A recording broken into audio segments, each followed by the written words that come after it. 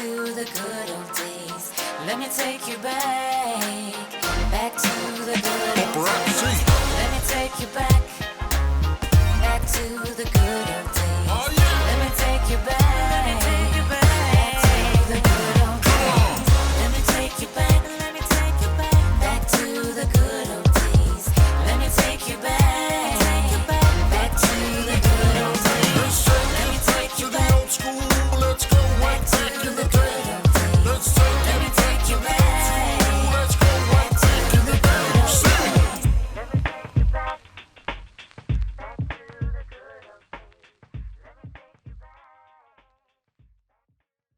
Toi whatalawhātu Samoa no sila mai moa male mo te Pasifika. Misa mbologinaka ke mani sakana wai kanda mai ruti.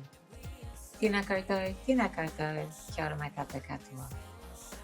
Welcome everyone to Talanoa Tupe. This is a show for Pacific, by Pacific, about Pacific success. We are joining you today from the beautiful Tāmaki Makaurau, also known as Auckland or Aotearoa. Today's guest is a social media specialist with over 700,000 followers. Mez Aue is the Managing Director of online community noticeboard Coconut Wireless. Akalawalahi atu, Mary. Thank you so much for joining us. Akalawalahi atu. Thank you for having me.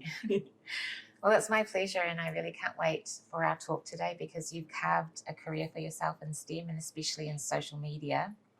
But before we get into all of that, let's go back to your roots. Okay. Yep. Can you tell us about your family? Okay, my family. I come from a family of, 6 siblings plus extra 3. My mum died quite early, so obviously I helped to raise my 5 siblings.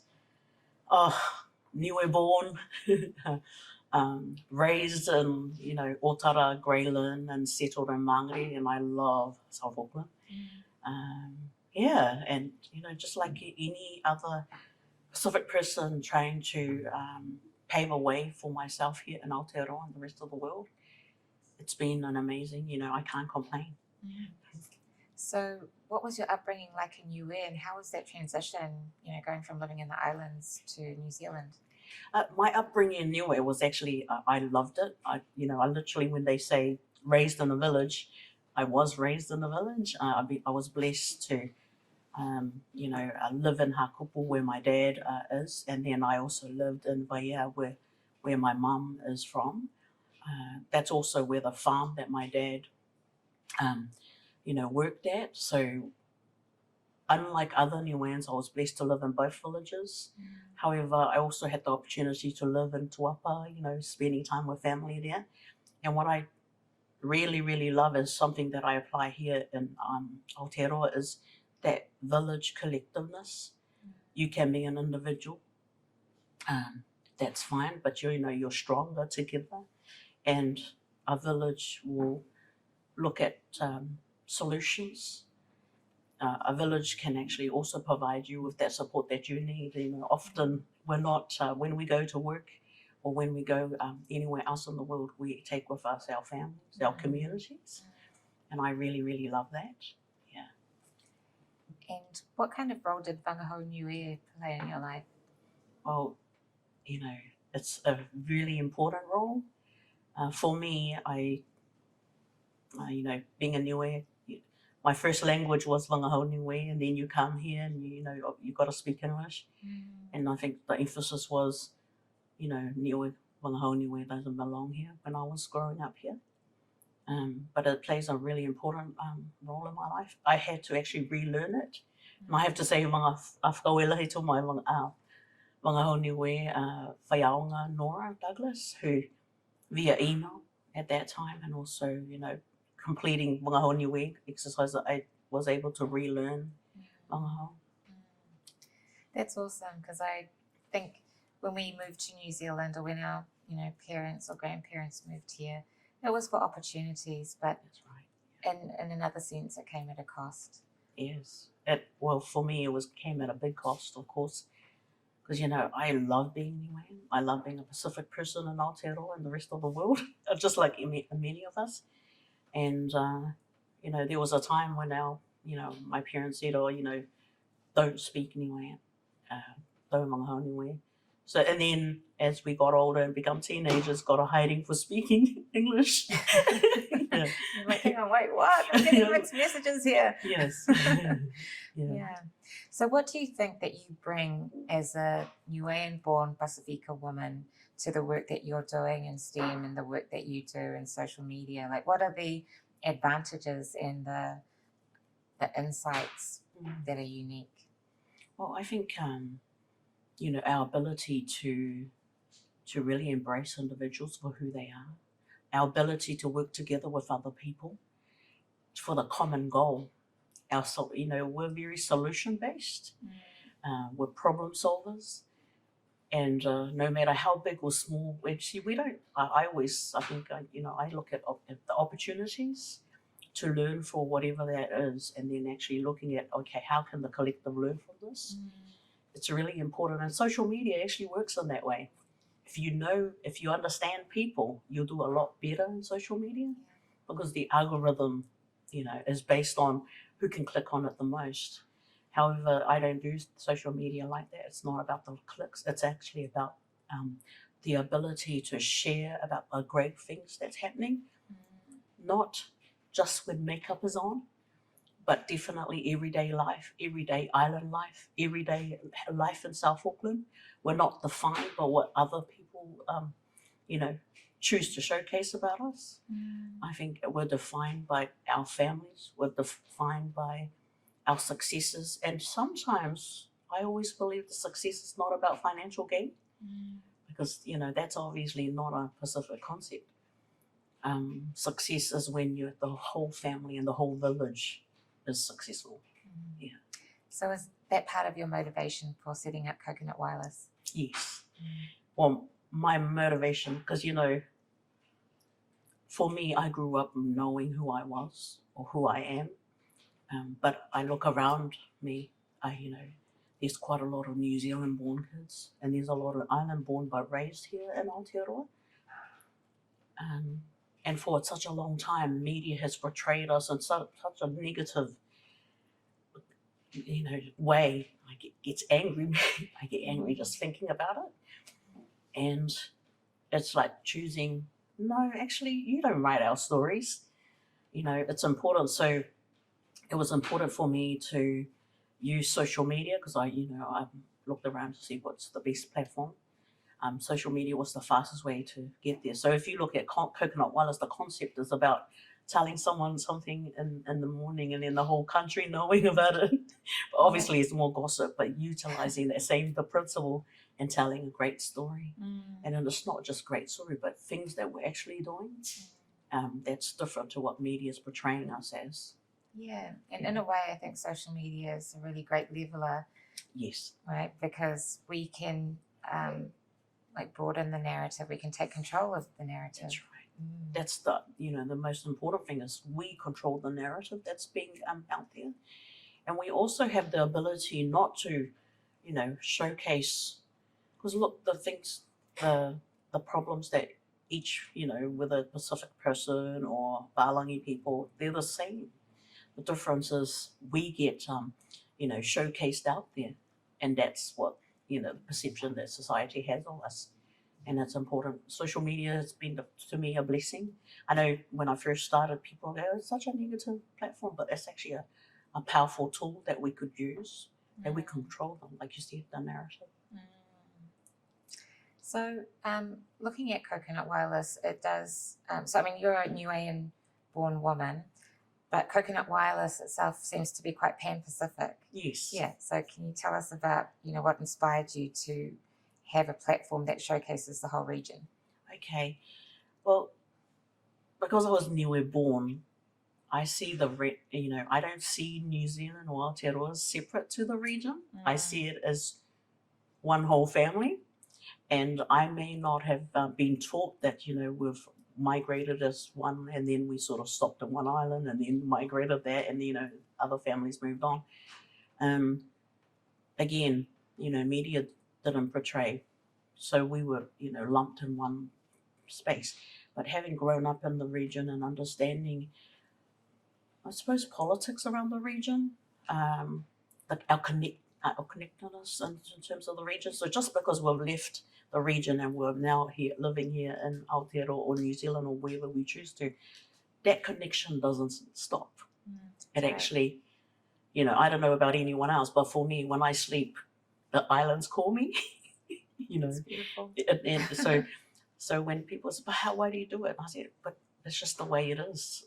You know, why do you help people? It's just the way it is. It's hard to define it because when you eat, live, breathe it, and then you know the reason why I choose because often people define Pacific as Polynesia, but actually there's such a richness in Melanesian Micronesia. That's right. That so you know Polynesia hogs the limelight, and then other people used to forget about that Melanesia, like of Fiji, Vanuatu, Solomon Islands, such richness, and then Micronesia with Kiribati, you know, they get forgotten. So it's important for me to showcase that even though we are different, we are uniquely one family, one Pasifika. You know, science tells us that, and the way our integration of the you know the wangahau. Our languages are so similar, and now, of course, we learned that we are actually connected. Yeah. And so you've built a network of people, like-minded people across the Pacific, Yes, right? For Coconut Wireless. yes. So I've been very blessed that there are amazing people. You know, I've got a team of 20 volunteers around the world, and especially in the region. I've also got amazing people who allow me to use their content. It's because of the, you know, that connectedness. If I need to know or find something, I don't need to go through government or those official channels. It's literally a matter. Thank you, social media, messenger. Yeah. You know, messenger, which is great, and that's the thing about social media too. Yeah. You know, there's different platforms that we could use to connect with our people. Amazing ways of showcasing our stories because you know there's so much beauty in the Pacific that not you know we can't all be on TV, we can't all be on different radio stations. So why not you know use our own platforms? That's so cool because the meaning of Coconut Wireless, like before it was a social media platform, literally meant what you just said, right? You don't hear things, you know, through official channels. You hear it on the wireless. Yes, I mean that you're always going to have that auntie or that uncle or that individual who actually, you know, they're the ones who, you know, mobilizes the community. The difference is we've used embraced social media has actually been around for a very long time. This is social media. The difference is this technology now, like the likes of Facebook, Instagram, you know, LinkedIn, that allows us to connect. And so when Coconut Wireless started, it was originally a community newsletter, right? Yes, it was. So back then, you know, the biggest thing, you know, we didn't have, you know, any other platforms. So I used emails, and I used to have 10,000 subscribers that I would, you know, it started off monthly and then became a weekly e-newsletter. And that's actually literally promoting exactly what it was doing now. You know, what's happening in our community, what events that we can get, the opportunities, you know, scholarships that are available, and events that we can go and support. Yeah, it didn't quite get into their whole newsletter or blog, but now we do that, you know, obviously using the current platforms or technologies that are available at the moment. So for community organisations and businesses out there who are watching, do you think that like an email database, is that still a useful means of communicating with the audience? Yes, it is. You know, there's various ways that we can connect face to face by community funnels, you know, having talanoas. You can use it on Facebook, emails, obviously, because everyone needs an email to set up a social media platform. True.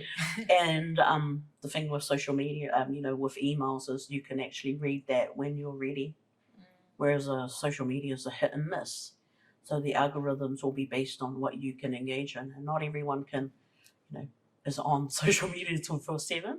So, you know, you're only going to be having a small window of time, and it's easy enough to miss information.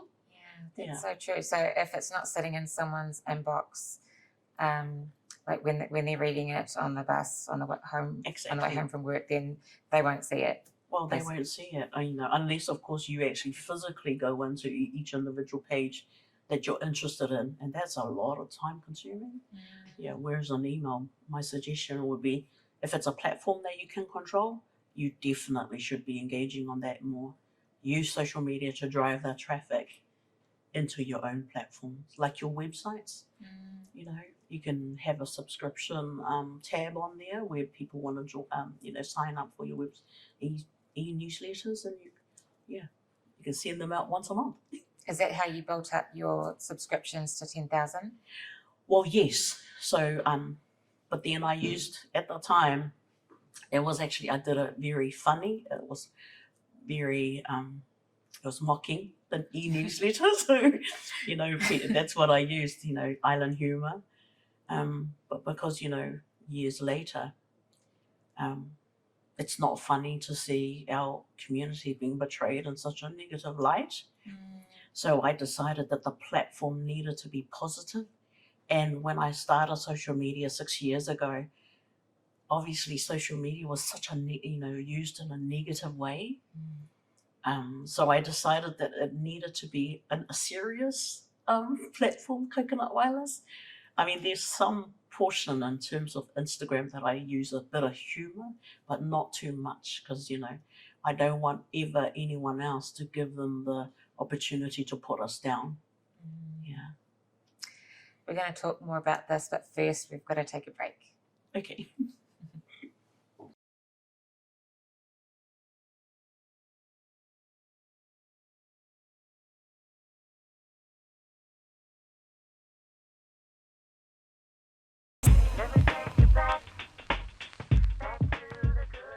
Welcome back to Talanoa Tupe. I'm here with the founder of Coconut Wireless, Mez Aue.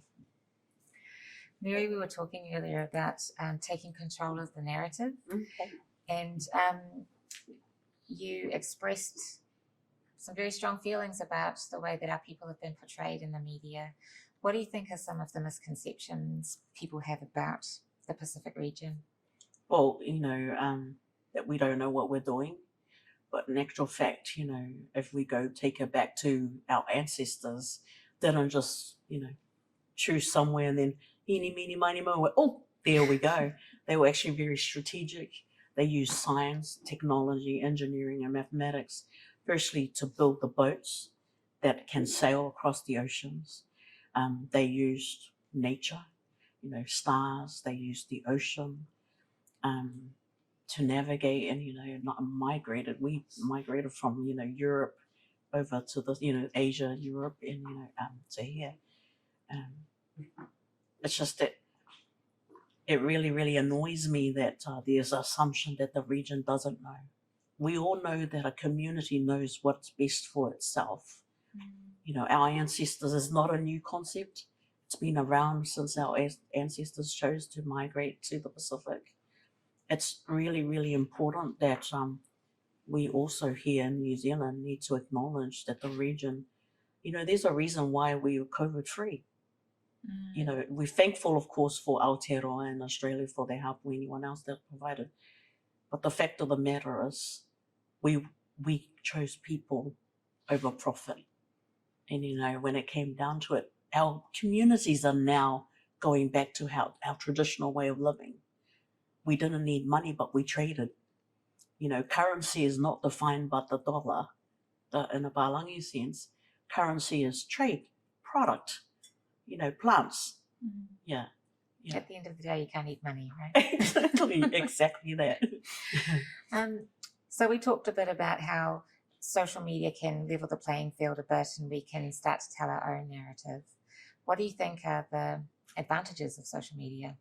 The advantages of social media is, it's not just one.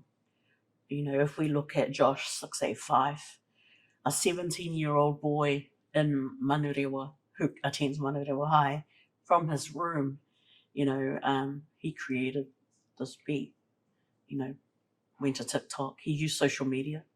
And then, of course, everyone knows the story. It was picked up by Jason Derulo, everyone was trying to sign him up. But then, you know, look at him now. He's a success story, you know. And there's other opportunities that we could use. I mean, Coconut Wireless is now an effective social media business. You know, I don't need to find clients. They come and find me now.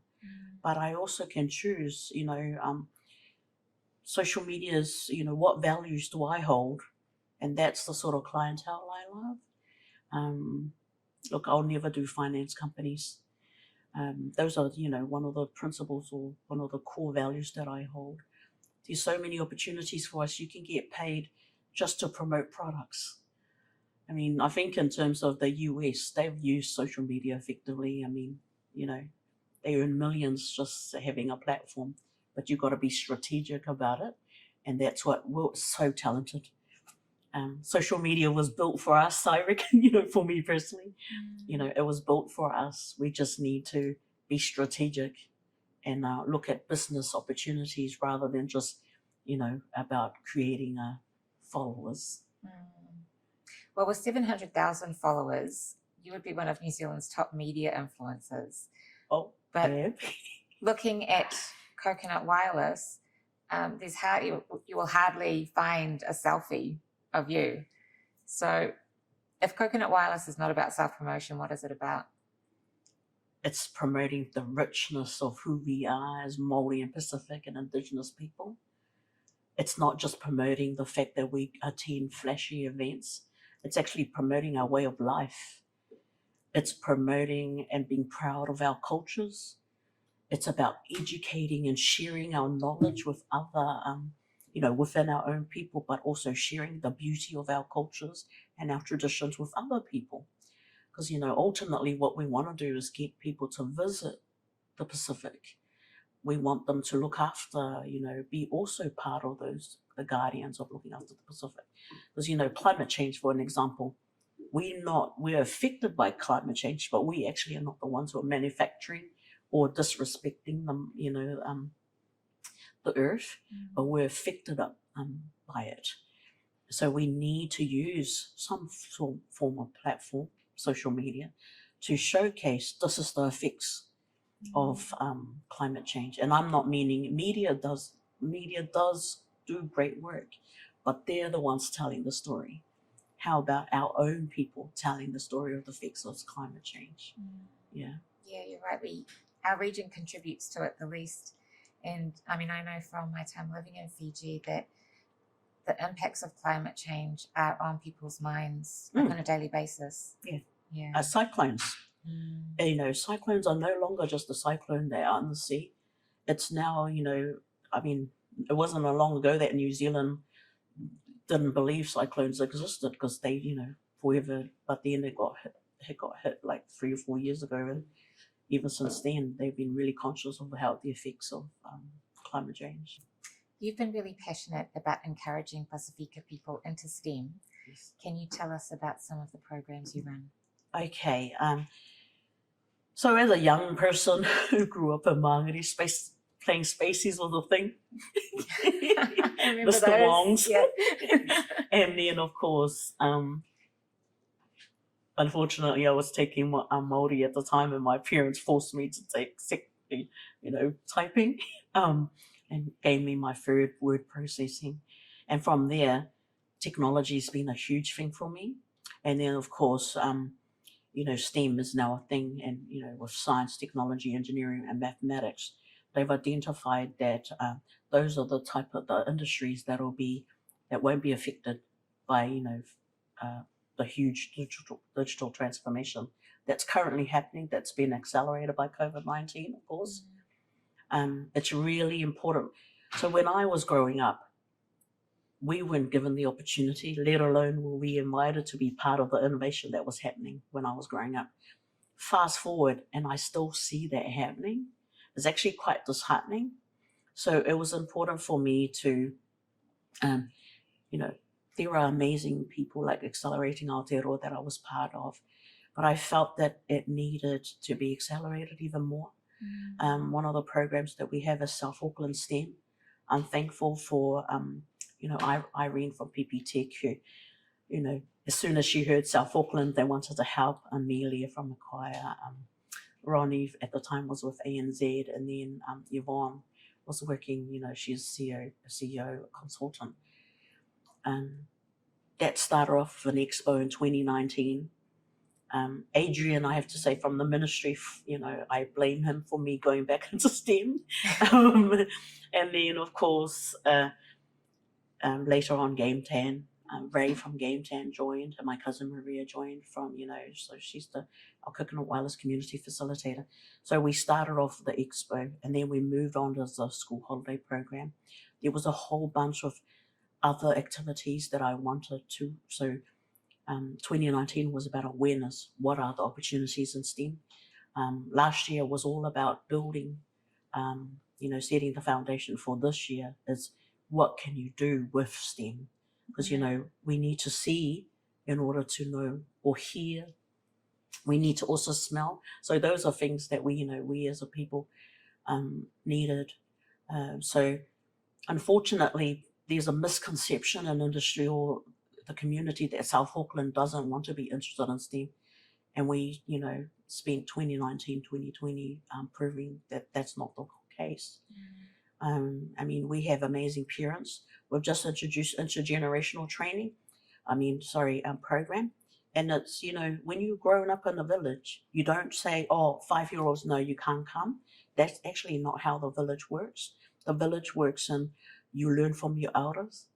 And we've introduced a program, intergenerational learning, where what we hope to do is our young people will teach our elderly something very technical, and then our elderly people will teach us something that's very traditional.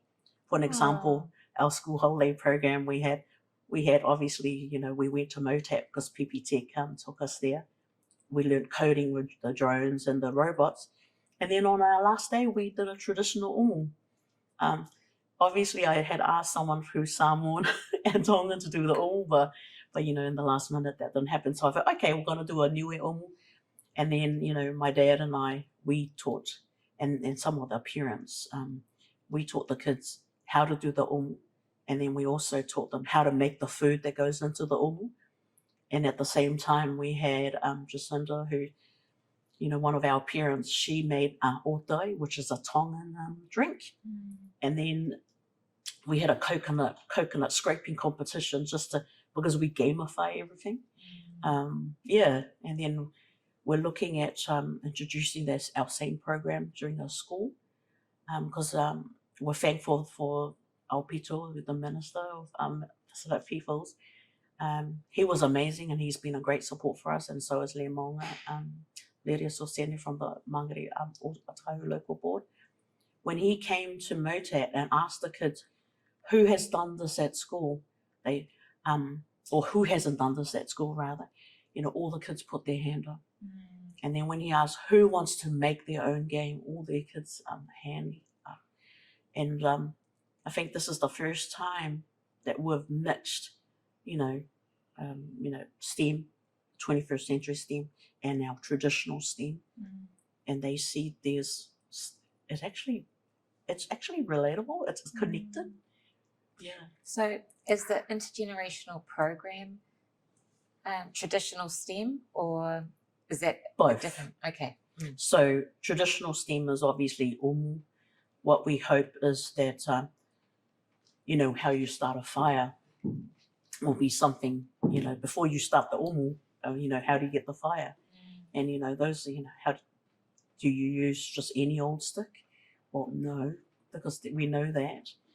We hope that we will find someone from our parents or our community that will come and show the kids how to start a fire without lighting a match or clicking on a lighter.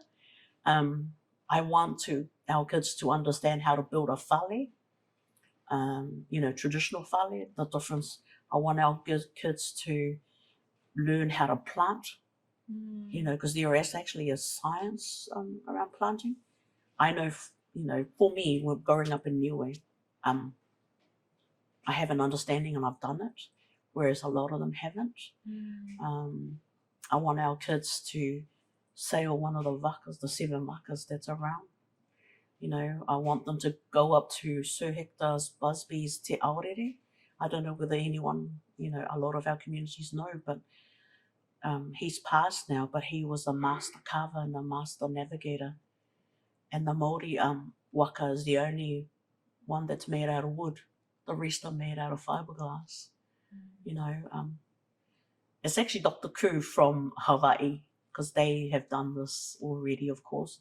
They've brought 21st century learning and our traditional and, you know, teach them successfully over in Hawaii, including the revival of their own language. Wow. Yeah. I just think that's so fantastic, because it comes back to what you were saying in the beginning, that STEM is not a new concept for us. That's Actually, right.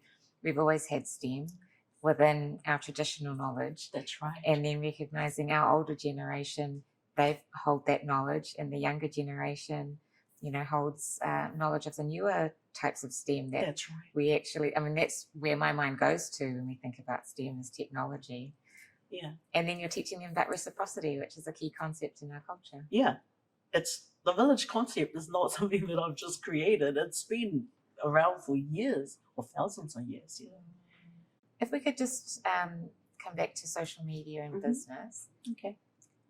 What are some of the mistakes that you see Pacific businesses making on social media, and how can they use social media more effectively as a tool? Okay. Well, there's quite a few, I think. What we need to know first, or remember first, is social media is about people. The difference is the tools are different. And then telling of the stories. When I see businesses or the program that I've written, the first thing they do is introduce themselves. What is your story? And I'm not meaning the clinical story. I'm meaning, who are you? You know, where do you come from? Ko hai te matua hao. How ai manga whi? You know, meaning, who are your parents? How ai manga whi? Ko hai te matua hao. Like, you know, what are your roots? Those are things that really, you know, Māoris do it really well now with their pipiha. But I still think in terms of our Pacific, we're still sort of finding our way. But, you know, that's strong, you know, sharing of who you are. And some of the things, you know, there's old school marketing, which I call it the commercial shots, which means, you know, instead of showing the person, they show a product, you know, but that product might have a story. What is that story? You know, and we relate and engage more when we see someone using that cup, holding that bag, you know, and that's pretty, you know, that's us. It's just because it's social media, it doesn't change. You know, one of the things that consistency, you know, we engage better when it's constant. Not, you know, you're here today and then you come back when you need something.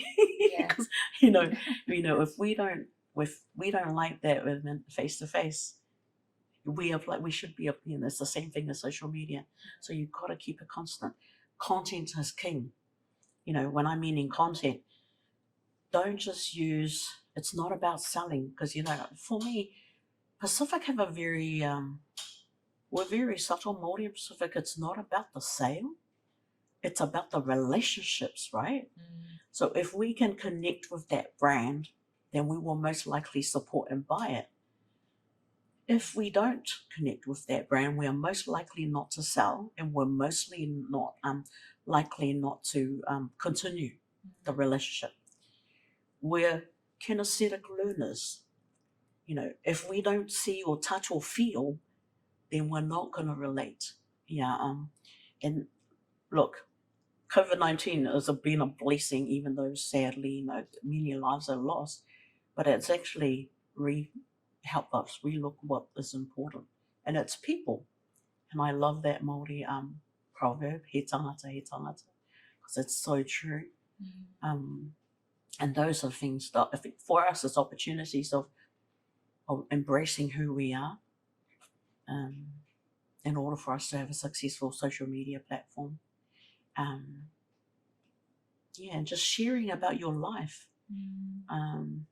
Yeah, it's something that I don't do personally in social media, but it's something that I do encourage, to happen. Yeah. Okay. Well, we've got to go to break now, but when we come back, we're going to seek more of your tips. Okay.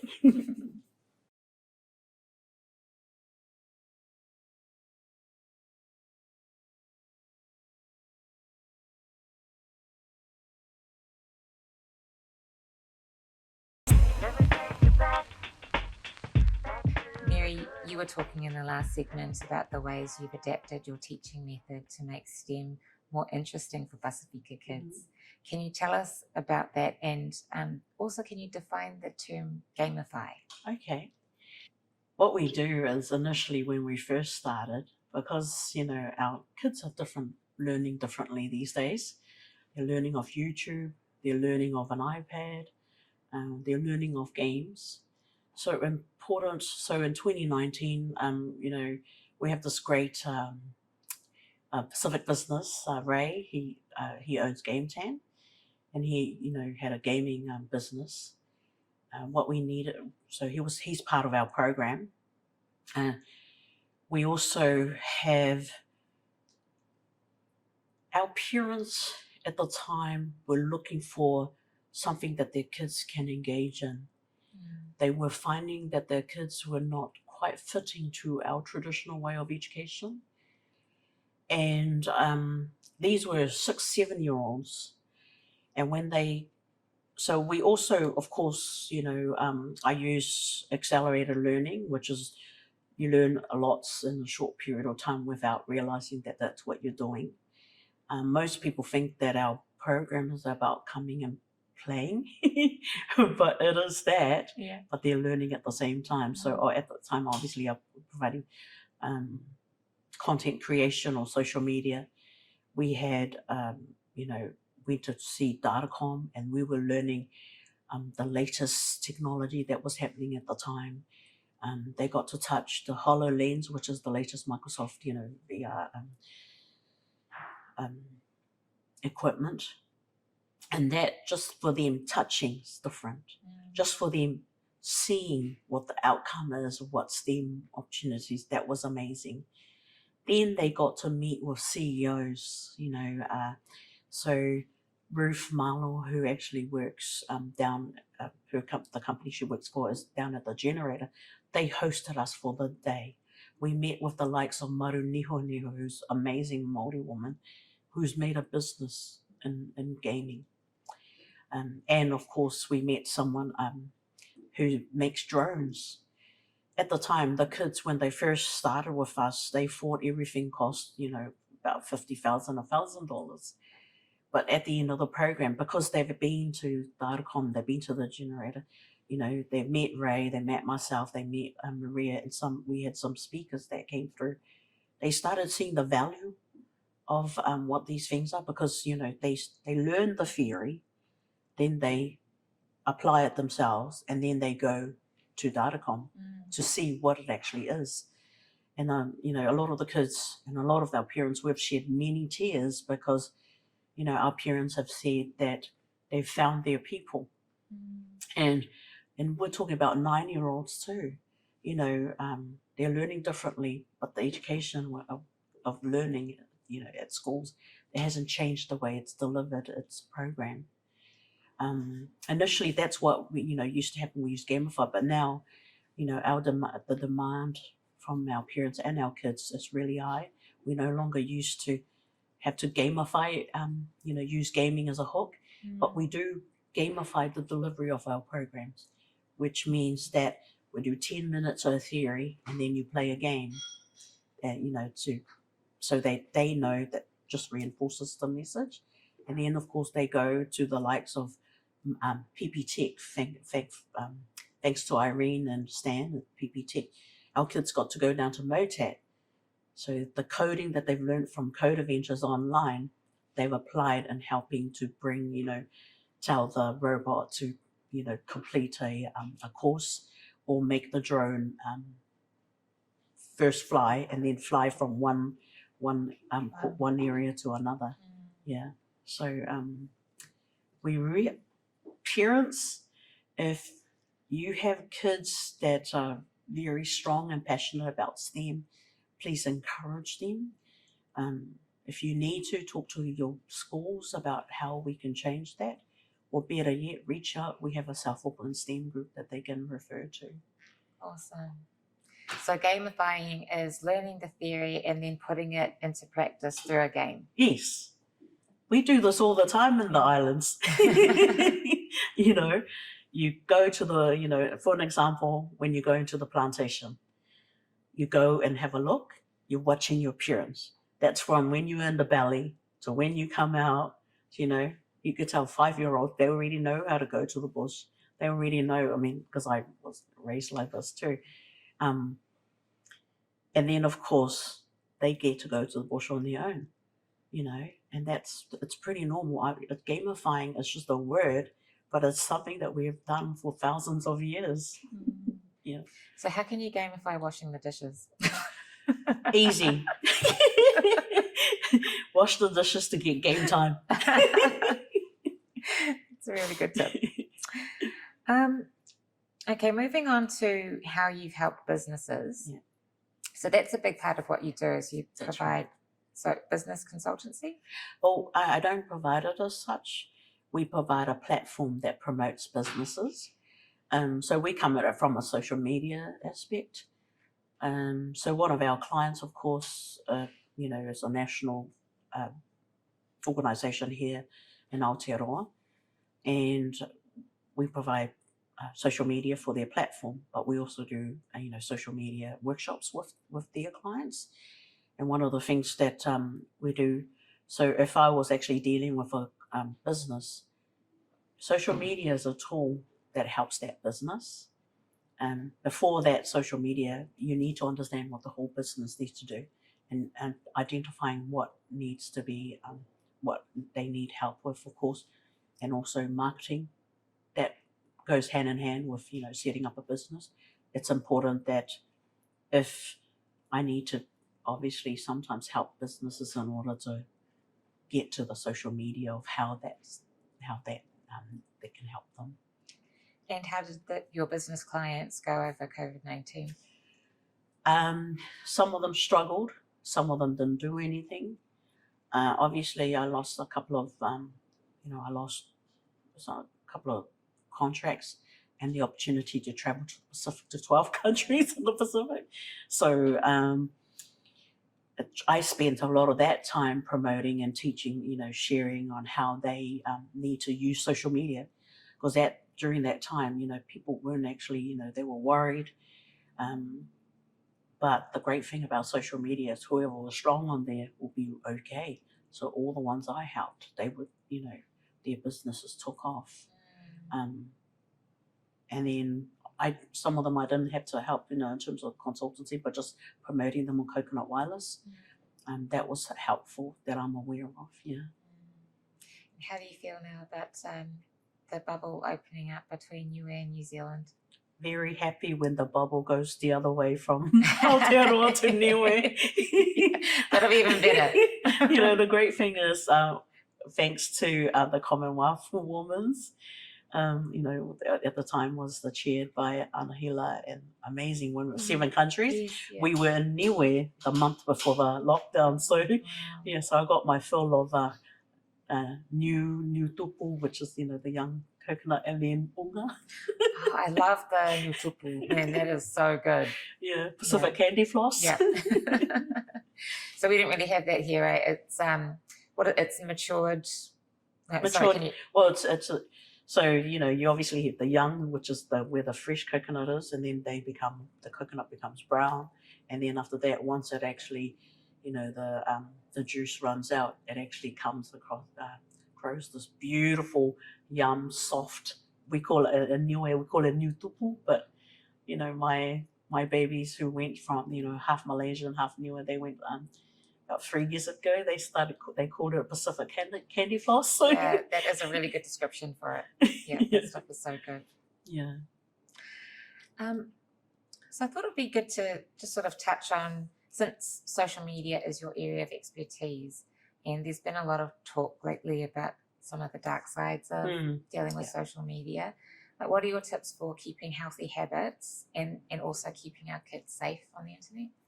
Well, I mean, I'm pretty sure on Facebook everyone has those Samsung friend requests. Everyone is getting them. Yeah. Firstly, do not engage. Yeah, it's not really Samsung, right? No, Yeah. it's not. It's not. Oh. So report and block. Yeah, always do that. And then the other thing that's currently happening at the moment is people are creating, duplicate platforms. Like someone messaged me saying that there's a Coconut Wireless account, and all our followers know that we're on pages, not on accounts. So it's report and block. Do not engage, because most people do. In terms of our young people, the example whenever I talk to them is, if you meet a stranger out in public, do you take them home? Do you take them into your room? That is what they do if they accept a friend request from a stranger.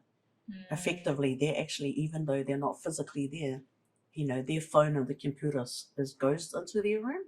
So, that's one way of, they're shocked when that happens, because, if you're accepting friend requests from strangers and you don't know them, that's what effectively you're doing. What they need to also, parents need to remember that there's an age restriction for Facebook and Instagram and TikTok. It's there for a reason. Don't get their 9-year-olds, don't set up 9-year-olds with their own accounts. Bullying online is a huge thing. What we need to do is we need to teach our kids resilience. So part of our program in South Auckland is STEM, is obviously we teach them overall that they should be proud of who they are. But Ray from Game 10 also covers with them mindsets. It's important that our kids know that just because they can't do something now, that doesn't mean that they can't learn to do it and then do it well later. There's so many things they need to be mindful of. There's an increase in scamming.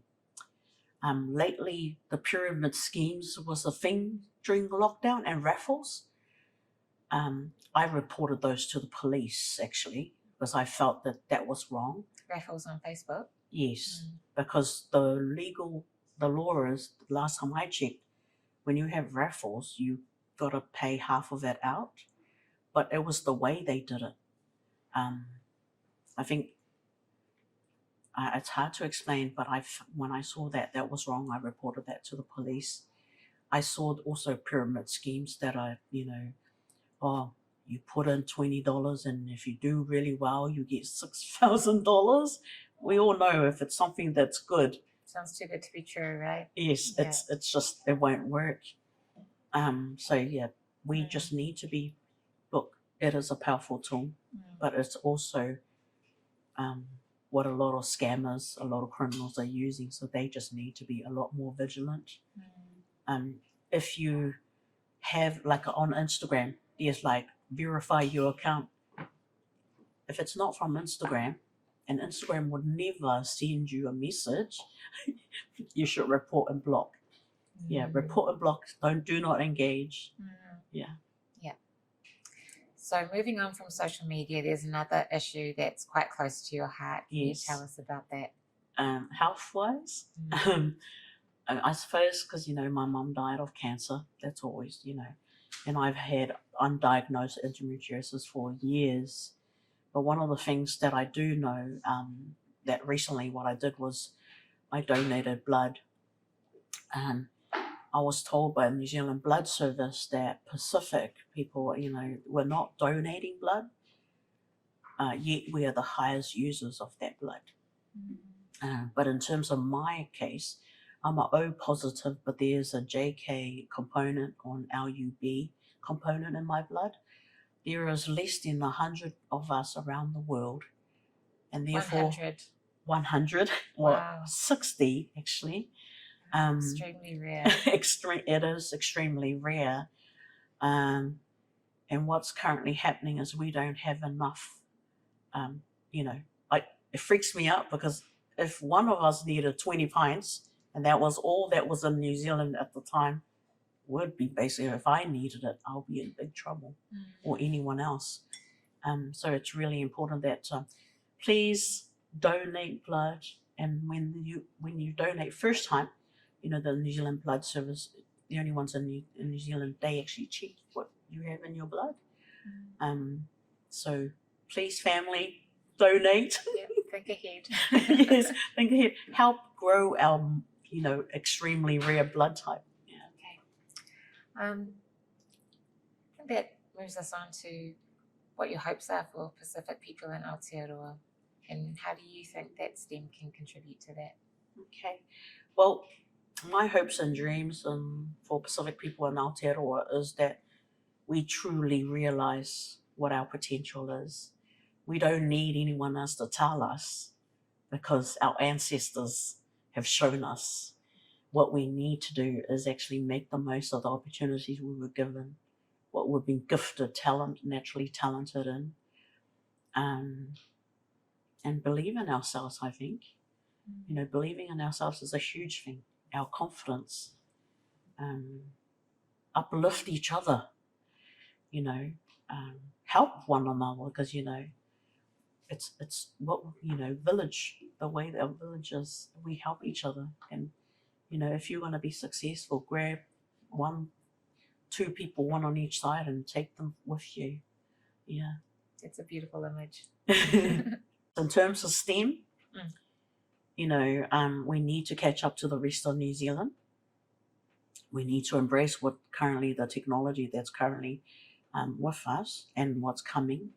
But we also need to look at us, be part of the innovation that's happening. Space technology is the next best thing.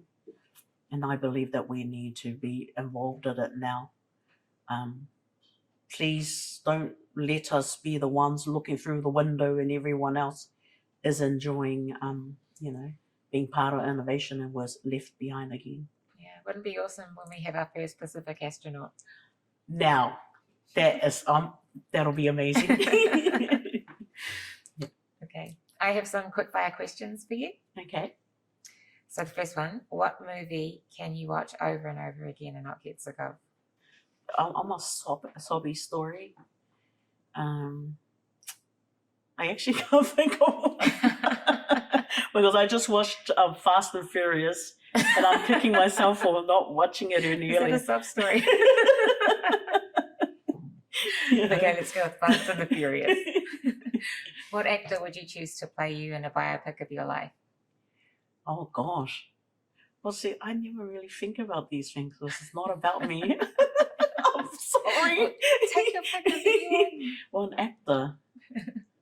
I think it's Diana Mana. She's not an actor as such, but she's Niuean. She's really she's really passionate. Yeah. Yeah. Oh, cool. If you had to do COVID lockdown again, where would you choose to be? In the islands with my family, of course. Yeah, Niue with my family. Yeah. If you could choose any superpower, what would it be? Knowledge. Provide everyone with knowledge, but also knowledge. It's already there, but activate that knowledge. Yeah. Awesome. And what is the one piece of advice you'd give to your younger self? One piece of advice to give my younger self is one of the things that I always think back is, being courageous enough to know and believe in myself. Because there was a time there that I obviously, thought that listening to people would be great, which is great, but sometimes adults don't know what's best. Yeah. Thank you so much for having the courage to come on our show and share all of your knowledge that you have and your expertise in STEM with us. No, thank you for having me. Kawelahi. Kawelahi.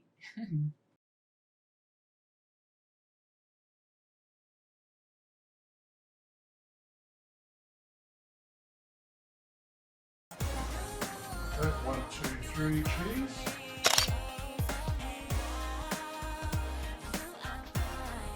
Cheese. 2, 1, cheese.